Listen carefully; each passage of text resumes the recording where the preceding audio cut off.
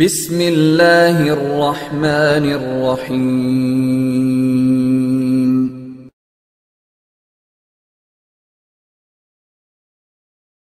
আসসালামু আলাইকুম ওয়া রাহমাতুল্লাহ। আরেকজন ভাই জানতে চেয়েছেন, আকিকার পশু জবে না করে সেই টাকাটা দান করে দেওয়া যাবে কিনা কোন ফাউন্ডেশনে। জি সম্মানিত ভাই, এখানে একটা ব্যাপার আছে, শুনেন।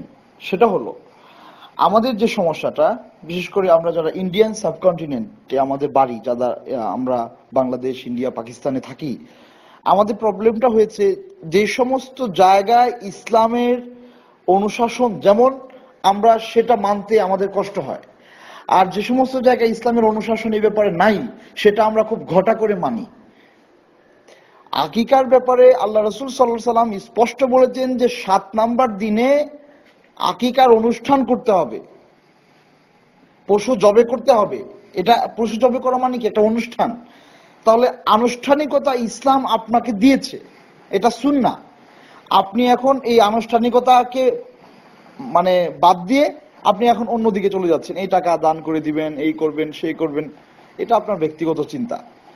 আবার দেখেন পক্ষান্তরে যে সমস্ত আনুষ্ঠানিকতা ইসলামে নাই, শবে বরাত উদযাপন, সেদিনের ইবাদতের ব্যাপারে হাদিস এসছে আপনি ব্যক্তিগত ইবাদত করেন, কিন্তু শবে বরাত উদযাপন, রাষ্ট্রীয়ভাবে উদযাপন, ব্যক্তি জীবনে উদযাপন, সামাজিক জীবনে উদযাপন, এই যে উদযাপনের যে সিস্টেম, এটা তো আল্লাহ রাসূলের আনুষ্ঠানিকতা ছিল না, আমরা করছি।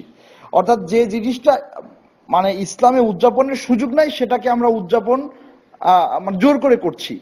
আর যেটা উদযাপন একেবারে সহিহ সুন্নাহ দ্বারা সাবিত, সেটা আমরা করতে চাচ্ছি না, অন্যদিকে নিয়ে যেতে চাচ্ছি।